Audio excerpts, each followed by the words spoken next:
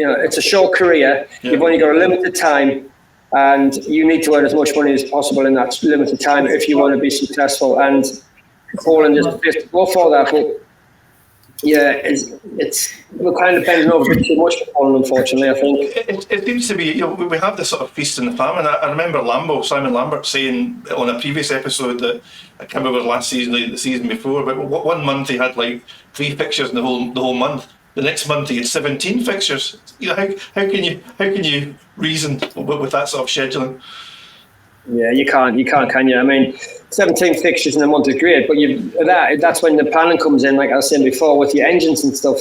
You can't run 17 meetings on one engine or on 2 engines. You're going to need to have services in between them times. So you need to be able to plan that, which you can, I guess. It's just when you've got 3 meetings in a month, so that's just terrible. That. But Stuart, in your day, in my day, we did 17 meetings every month. 100%, yes. And I used to rotate. So I think at one stage I was rotating something like 5 or 6, 7 engines. Because I was doing that many meetings. It might have even been more than that. I had 5 bikes at one stage, and maybe it's even 8 engines. I can't remember now. And I was rotating them to be able to get them serviced and etc. And because you have your favorite engine for your favorite tracks, and you have favorite engines for different tracks. Sorry, I'll rephrase that. And I always had a favorite engine as well, which seemed to work whatever the track was, whether it had been at Peterborough or at Rye House. I agree 100% with you there, Stuart. Yeah. The year, I hate talking about myself. The year I was at Glasgow, my last year at Glasgow, I used the same engine on every track I rode. For Glasgow, Derek knows all the figures and what have you. I haven't got a clue. I finished just under a 10-point average. Yeah. Is that right, Derek? I think so. Yeah, that sounds right. Yeah. Just under a 10-point average. I used one engine, the same engine, big tracks, little tracks, medium tracks, every single one. And I used that engine every meeting I rode for Glasgow. I think sometimes, certainly the younger ones, get caught up with this. Oh, I've set this engine set up for this track, this engine set up for that track. I think they get caught up with all what they hear on the TV, with the superstars saying, and quite possibly it's right nowadays. I don't know. You'll know better than me. But I say, I use the same engine, big tracks, little tracks, at Glasgow that year. And it did maybe, I don't know, would I do 70, 80 meetings? I don't know. And that tells a story, Nigel. That's quite revealing how things have changed over but a few decades. It hasn't really changed, Derek. Nothing's changed. Well, the approach by riders has changed. Attitude towards it and what they're hearing from. But some of these riders, some of these top stars, I don't know who I mean, the top stars, you'll hear them say when they come towards the end of the meeting, oh, it's taken us 3 races to get the setup. We've now got it right. But then they're going home then and only got bloody 5 points. What's the point of getting the setup right after 3 races for one more race? I do think a lot of it is down to the rider, and the rider is blaming everything bar himself. Yeah. At the end of the day, it's down to the rider. Yeah, it is. And what I think it is, it's overthinking. The riders are overthinking now, and not, like you just said, you turned up, you got on your bike, you rode it, and you went out and you won the races. Now they're thinking, right, this engine's not set up for this track, the compression's too high, or they've got this wrong cam in. Or they're not just getting out there and riding it. It's sort of the fun is going from it a bit. And it's becoming extremely serious and too serious, and you're overthinking everything. Yeah. And I was guilty of it, and it's just the way it's going these days. And it's probably different now because there's different ignitions and stuff in different carbs coming out to what it was when I was riding.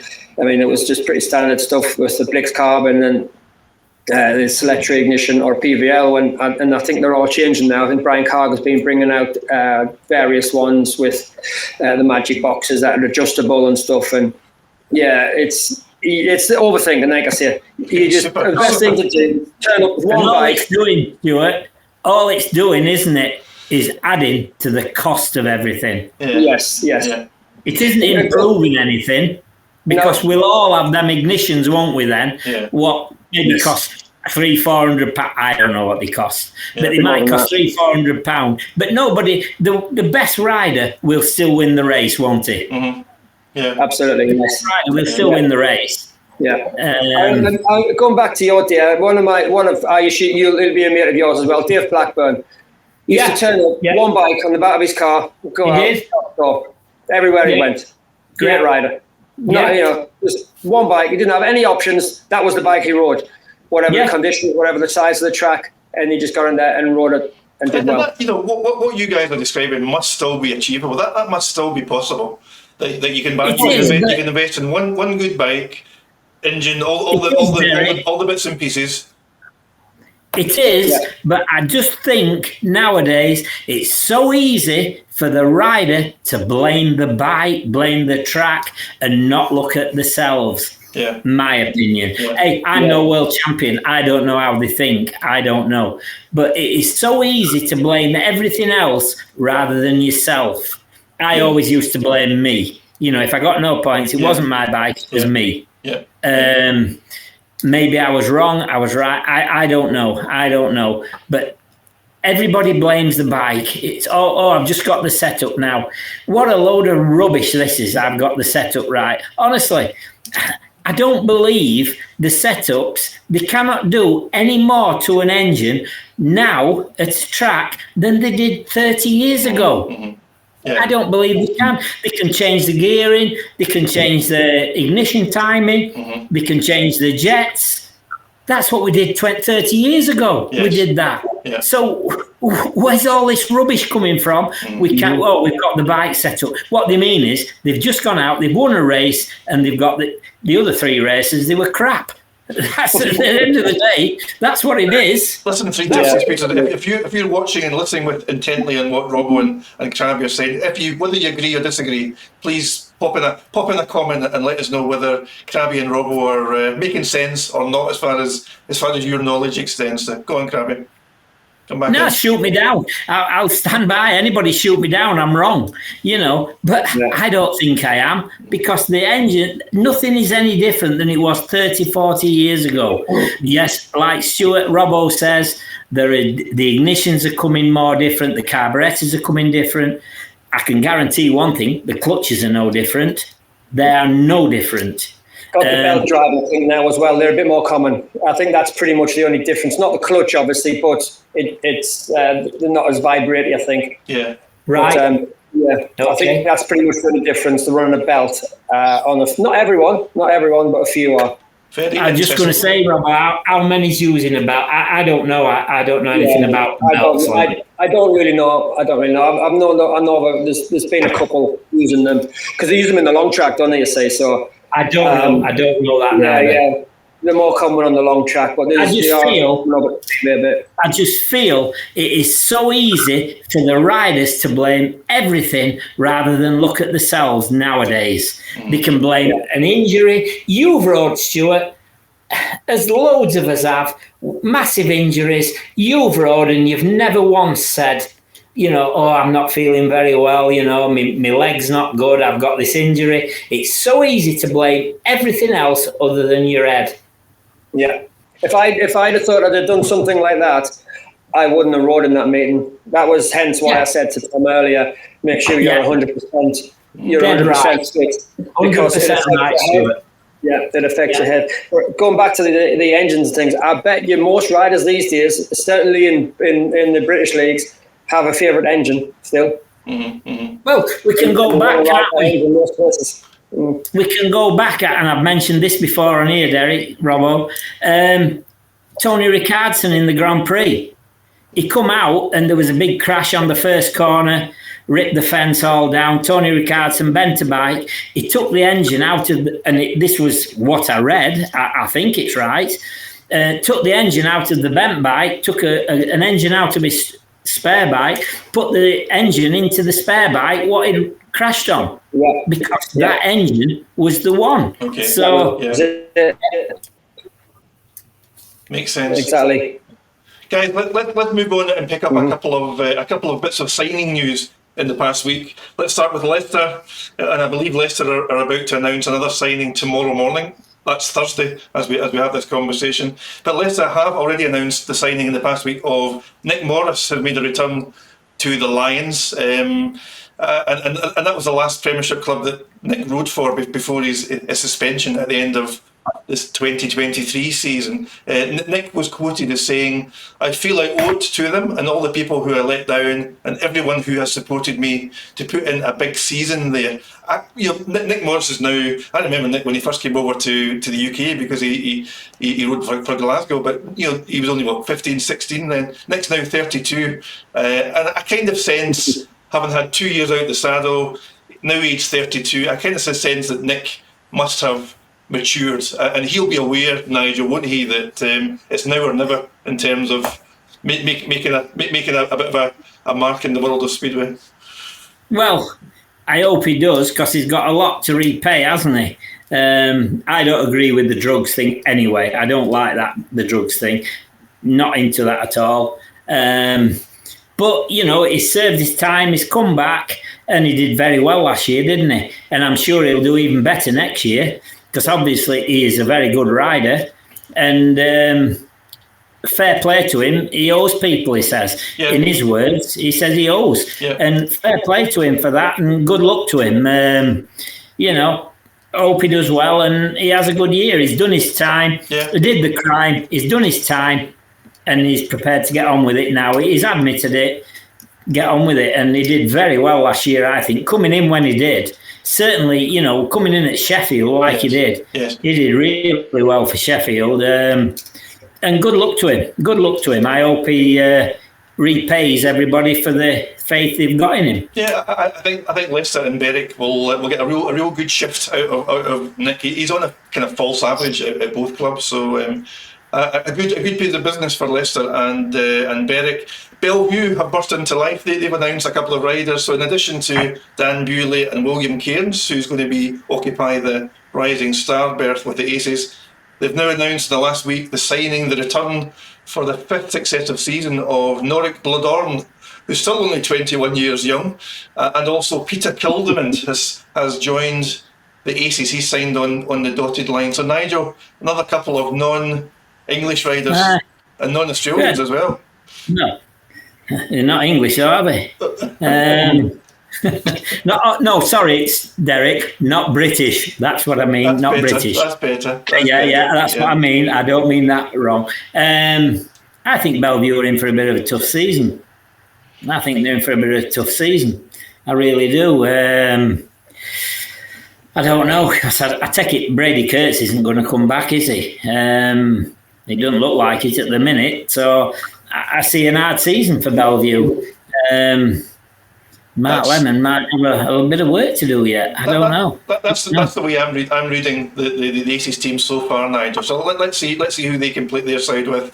Moving into the Championship, Robo, one of the signings returning to Scunthorpe, British Under-19 champion Luke Harrison, he's now currently racing down under in Australia, so getting lots of experience. He's getting lots of bike time, but he's a young lad, Robbo, who does seem to have some genuine potential to go far in the sport. And Scorpions team manager David Howe has described young Luke as being effectively a third heat leader at home for the Scorpions. So that's pretty praise indeed from your own team manager, Robbo.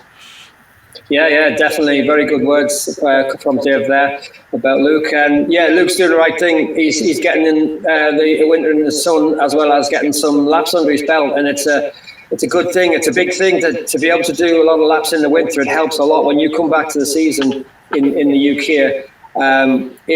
You've got a head start on the guys who haven't been riding in the winter. I didn't really ride a lot of winter times when I was racing, and then sometimes you find it a bit difficult to get back into things. It just takes a couple of meetings. Whereas with Luke, he's going to be fresh still. He's going to be ready from ready from Australia. He'll be back on the bike as soon as possible in the UK. I imagine as soon as the weather's allowing, getting the laps in again on his UK equipment. And yeah, good signing for Luke and for Luke. Sorry, good signing of Luke for Scunthorpe, and he has a good potential within the young British riders. Thank you. And Nigel, finally, in terms of signing news, a very interesting team, I think, being assembled in Cumbria, as the Comets have added local lad Craig Cook to their side. So the Comets currently have announced Jonas Jepsen, Troy Batchelor, Tate Ziske, Vinnie Ford, and now Craig Cook. Nigel, that looks like a solid Cookie. 5 or 6 riders. Yeah, Cookie is will be the decisive factor, won't he, for Workington. If Cookie does the season like everybody knows Cookie can do, he will. Workington might be in for a decent season. Yeah. If Cookie has seasons like it has in the last couple of years, Workington could be struggling. I'm not sure about. I hope Craig Cook, again, British lad, and I always want the Brits to do well. And I hope Craig Cook can come back and shut the knockers up. I really hope he can. Time will tell on that. I hope he does. But this mental health thing, what everybody's talking about, I don't quite understand it. I'm not very good on that. So I don't know. I can't comment on it. I just hope Craig Cook can come back, have a full season, capable of doing what we all know he can do. Yeah. And if Craig Cook comes back and does what we know he can do, I think Workington will be okay. If Craig Cook comes back and doesn't, I think Workington will be in for a hard season. Yeah. Robbo, just to touch on Craig Cook, Craig has the potential. He's got all the ability in the world. He could very easily be the top rider in the championship if the correct Craig Cook turns up and can consistently perform in the way that we know that Craig Cook can. Yeah, absolutely. The guy is capable of an 11-point average, no problem at all. Let's just hope, like Crabby just said there, hopefully the old Craig that we all know will turn up and will be consistent this season, because he's a fantastic rider on the bike. He's very good. Another one possibly that I was thinking about before, that is a bit of an overthinker maybe, I don't know.